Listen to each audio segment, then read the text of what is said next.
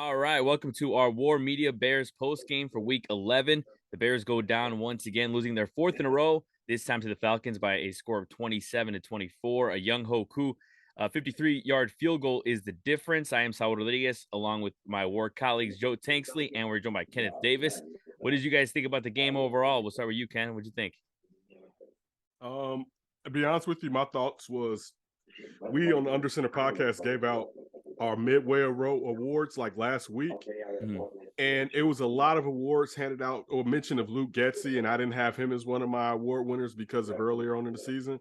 What the hell was Luke Getsy doing when Justin was hampered and wasn't running the same? And I know we'll talk about the last play you mentioned before I joined in, and Joe wanted to chime in on that, so I won't even go deep into that. But if Luke Getsy is really supposed to be this guy, as they mentioned on during the game, that he may get a job, he needs to be able to adjust to when his quarterback can't run and still win the game like that. I mean, again, the offensive line was bad, and sometimes Justin was holding on to the ball, but that was Luke Getsy with too much design runs, and this has been something that on the Under Center podcast, Josh Rock and I have talked about vehemently. You can't keep running him like this, and this was finally the first game where it really came back to haunt them, and I'm happy it wasn't didn't seem like a big injury, but he was on the cart after this game. I did get that text. He was on the cart after this game. So I mean, I put it on the offensive play calling. You have to figure out how to still win with the kid that has the arm angles and strength that he has, and especially if we're going through a situation where, I hate to say this, all this is reps and glorified practice. Then why aren't you getting him reps from winning the way that he's going to have to win, particularly if he's hampered by some type of injury, what looks like from his hamstring or something like that? Absolutely. Yeah, and that's what I was going to ask you guys first. Honestly, is like, do you think that they should, let him run at this pace, or should they, go on to protect him? I mean, you kind of give me your answer. But when it comes to the run game, we talked about it before the game, Joe, is how this game was going to go, and it went that way where it was kind of a rush battle. Cordarrelle Patterson obviously had the kick return and all that, but both teams kind of they did a great job running. But yeah, Joe, what's your opinion on that? And like, do you think they should protect him, or do you think they should just what do you think they should do on that side of things? Well, here's the thing: we saw what happened against the Washington Commanders and how he got destroyed, and I don't necessarily like Justin being back there being a sitting duck, but with the last two play calls where you know that he is compromised, you can't put him in that position. You can't do that. This is a game where Atlanta Falcons had him weighed and measured. They had him weighed and measured. The defensive ends got the memo. Take the quarterback no matter what. Take the quarterback no matter what. You have to adjust. And they did not do that. I think that there were plays to be made. I don't think necessarily Luke Getsy did the job that he needed to do to put the offensive position to come in and win the game. Those last two play calls, you run a play with the quarterback, you call timeout to keep him in the game, and then you run another run play. Right. What is that? Right. That is stupid. Right. That is stupid. So if you want to run the ball, hand it off. Facts. This is my big issue when it comes to Getsy and the design runs, and I've said this time and time again. Justin is going to scramble for about 6 to 7 rushes a game. 5 is the minimum. You don't need 8, 9 design runs when he's going to scramble for another 6 or 7. Altogether, you should try to encapsulate him design runs and his scrambling. Again, you can't control him scrambling, but you can alter it by how many design runs you get to a best 10. And that's like on a game where it's like, we needed this, right? But dog, you can't, this isn't sustainable. All right. It's not even just sustainable, it's dangerous. And especially now when we have someone, this isn't even like where we're still trying to figure out if we got a guy. We got a guy. So now, do you want to really mess him up to where we'd be like, man, remember before that so-and-so injury? What could Justin? Dude, no. Dial this on back some right now. And clearly, you're not gonna win anyway. You know what I'm saying? I had them getting 6 to 7 wins. They're lucky if they get 5 wins by the end of the year, which for the draft is better regardless. But still, the point is, right now, while you're sitting there trying to figure out next year's team, try to figure out ways to help him win more from the pocket. And if you lose, which you are probably going to lose regardless, it's better than getting him hurt trying to win these games where your defense is putrid, to say the least, and you don't even have a chance. It's no way in hell Marcus Mariota should be able to do what he did today. And it's not even that he had a good game. It's just, it shouldn't have happened. It's Marcus Mariota. Like, what the hell is going on in the streets where Marcus Mariota a little bit is dicing us up. A little bit is dicing us up. Yeah, no, I was thinking the same thing. It was a game that, and that was like, I kind of was thinking the same thing at the beginning of. Here's the thing. Let's go back to the last 3 weeks. Mm-hmm. Let's go back to the last 3 weeks. 2 of these losses come down to the special teams. Cordero Patterson returned a touchdown. That's the difference in this game. It's not the defense. All right. We talked about last week when we played the Detroit, the pick 6 and the missed field goal. That's the difference in the game. Mm-hmm. You know what I mean? So the chances that we're taking, I mean, with Justin Fields running the ball, it's not really, necessary. I think. I kind of feel like that going forward the rest of the season, you know what I'm saying, I wouldn't even mind if they just set Justin down. If they're gonna play football like this, and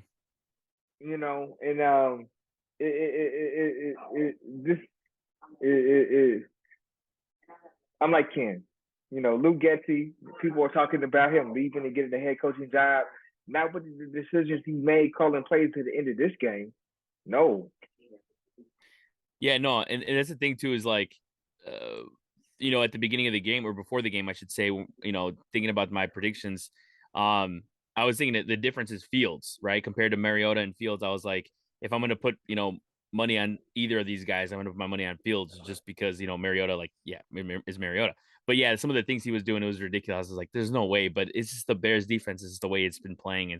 It's pretty bad. And even, Ryan made a point to it that you're almost guaranteed to give up 30 points. And again, special teams again, they didn't, give up most of the points, or I should say 30 points, as much as some of the special teams gave up some of those. But, I will say this too, also the defense for the Falcons, I was a little bit surprised at, at their blitzing, because, they were second to last going into the game with 13 sacks. And they came out of this game with 4. And I wanted to get you guys' opinion. Do you think you guys surprised on that, or is it just more on the weak offensive line? What do you think, Joe? Well, here's the thing. I think the offensive, the Atlanta Falcons, they definitely have something to play for. They still got playoff aspirations. The NFC South this week, and they made some adjustments, and they did what they need to do to win. I pointed it out earlier. Clearly, the defensive ends for the Atlanta Falcons were told to take the quarterback no matter what. They were told to take the quarterback no matter what, and that's what they did to a T. It was nothing to read. They were going to take the quarterback no matter what. And that's why we saw Justin get hit so much, because they were given instructions and they followed instructions. You have to adjust as an offense, and they did not do that. The Bears did not do that. Yeah, stop with the RPO, stop with the option. Even occasion, thought they were beating you a lot with just 4 down linemen. Exactly. Let's go max protect. Like, I'm not even saying go max protect the whole game, but let's go max protect one to see what you can do in the passing game, but also maybe to open up some holes in the running game, because you don't have Khalil Herbert out there who's usually slashing and gashing. So, to me, Luke Getsy fumbled the bag on this one. All right, this is where he was supposed to go into the bag and be like, yo, y'all thought I only had this, right? Just like when they pointed out on the shallow, medium, high. Dog, me and my mama seen that enough to know what you're doing on that bootleg. You know what I'm saying? Yeah. Like, what are you like? This is the part of anybody that's been played football or played Madden. You run the same play, but you do different things off the same play. You give them a different look. All right. You can't keep doing, dog, their whole, everybody in the league that plays the Bears, whole thing is, if I just stop this kid, this game is over. Right? They can't do nothing else. All right. If we keep him in the pocket and we play his receivers well enough, and his receivers necessarily aren't world beaters at this point, we're good to go. And that's basically what they did. And Joe's point, if you ever, it's nothing better than to be a defensive end and have a coach tell you, don't worry about anything, just go after the quarterback.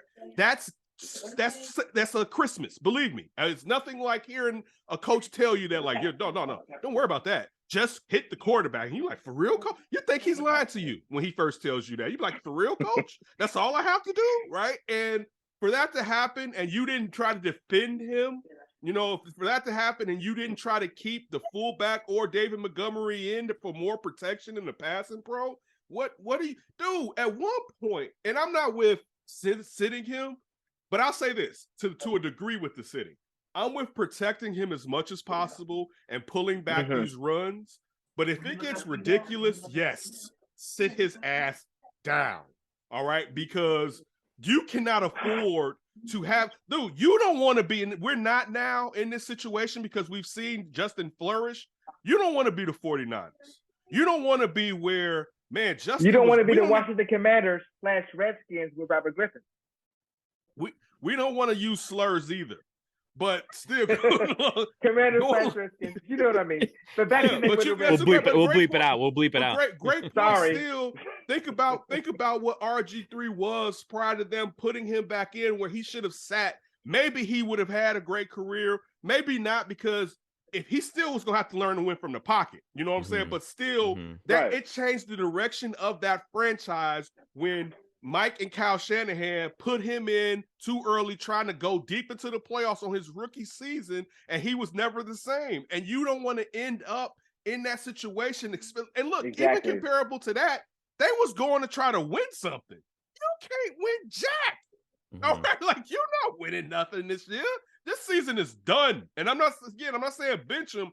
You must protect this asset. All right. We must protect this house. All right. We go back to the whole school. Like, you must protect this at all costs. And right there, that is too much, man. Ryan Poles needs to have Luke Getsy come to his office and sit down for a minute and explain to him what his job is title entails as far as the protection of your best asset, and that's Justin Fields moving forward. Yeah, no, it's a good point. And just the fact that, you know, you, especially a Bears franchise that is waited so long for a quarterback, when you have one, you have to be smart about it. Listen, Saul. even in this game, Justin Fields was still the best player on the field. He was still the best athlete on the field, even in this loss. The coaching staff, Luke Getsy, did not do enough to protect him. Yeah. And that's rough. And also, I mean, you also, Ken, you mentioned Herbert, and you know, Joe was saying that too before we came on, is, you know, we saw the absence of Herbert, you know, in this game with you know, the lack of you know, movement from Ebner and stuff like that. So, I mean, Joe, you want to elaborate on that, how you were talking about that in general? Well, here's the thing. The reps that Tristan Ebner had, you know, he didn't look like he was comfortable running behind the offensive line. He didn't have the vision to hit the holes that he needed to hit. And that's when you truly miss a guy like Khalil Herbert. Because, you know, when he comes to the game, you know, he makes that cut, he gets up the field. Tristan Ebner was not able to do that. And you know, I think there were a few key downs where Tristan Ebner was given the ball where he should not have been given the ball. I put that on Getsy as well. Like, you got to realize what your personnel is and what you have at your disposal. And you don't have the same playmakers that you do out there right now. I don't think Tristan Ebner, it wasn't fair to Tristan Ebner to put him in those situations to you know, to carry the ball in those situations that he had to. And so, you know, that was it. You know, Tristan Ebner, I know that, you know, Ryan Poles and his coaching staff is very high on him. but this game was not a very good game for him. There were a few opportunities where he had to convert some downs, and he didn't. And those are downs that Montgomery and Khalil Herbert, what I'm saying, when they get close to that, the line of game, they push forward and get those yards. Justin Everett can't do that. He can't, and he didn't do it this game. Yeah, no, 100%. And I think now looking ahead, they face the Jets next week. What thoughts do you guys have on that matchup coming up? They just lost to the Patriots. Now they're 6-4. But kind of like tell me, we'll start with you, Ken. What do you think about this next matchup against the Jets? I mean, I'm not afraid of Zach Wilson, but I'm afraid of Sauce Gardner and defense. Thank you. I mean, this wasn't a defense. Like, okay, they got some young edge rushers with Atlanta, whatever. Man, the Jets D is for real, right? Yes, they are. So yes, they what are. are you going to do against? And clearly, they just need to just run the damn rock. What are you going to do on a defense that is more advantageous if those batted balls, those are coming down in defenders' hands against a team like the Jets? You know what I'm saying? That you saw that luckily landed on the turf down in Atlanta, but you're going to have an issue. I mean, you're going to have a problem. And again, Zach Wilson isn't sniffing the realm of Justin Fields. Mm-hmm. But man, they got players all around him, and they have better players on every level damn near than what the Bears have. It's going to be a problem. I don't care what the Patriots did to them. It's going to be an issue scoring against them. And also we don't even know how efficient Justin's going to be running next week. Mm-hmm. So, like, what are you going to do if now Khalil Herbert's out, is on an IR, and we keep forgetting? Look, David Montgomery's fantastic, but the gashes, Herbert was getting you three nice gashes at least a game, all right, to go along with the rest of his production. All right, so that's gone, and Justin is hampered, and you've been winning by running the rock over people, rough shot. They haven't been winning. You're right. You've been scoring. A lot. All right, you've led the league in scoring for the past month and lost, which has never happened because you've been running the rocks the best that you have since the late 50s. I'm just saying, it's going to be a problem next week, especially if you're not going to get turnovers from your defense. Again, you had some turn. You had a turnover on. You had 2 turnovers today. Turnover on special teams and a turnover on D. But what are you going to do next week against a Jets defense that is one of the better defenses and what Robert Saleh has going in the NFL as of right now? And yeah, Ken, that's the thing. The Bears have to play a perfect game in order to win, and they damn near played a perfect game today. And they still lost. When you go against the Jets in that defense, Sauce Gardner, a for real dude, and you don't have any for real weapons. Yep. I mean, yeah. I mean, it is what it is. Well, that's a good place to wrap it right there. So for this edition of War Media Bears post game, once again, the Bears go down 27-24. They're now 3-8. I want to thank Kenneth Davis and Joe Tanksley for joining me. Of course, you can catch Kenneth Davis on the Under Center podcast on NBC Sports Chicago. Watch it on YouTube, also on all podcast platforms. This is Saul Rodriguez, and we'll see you guys next week. Peace. Thanks.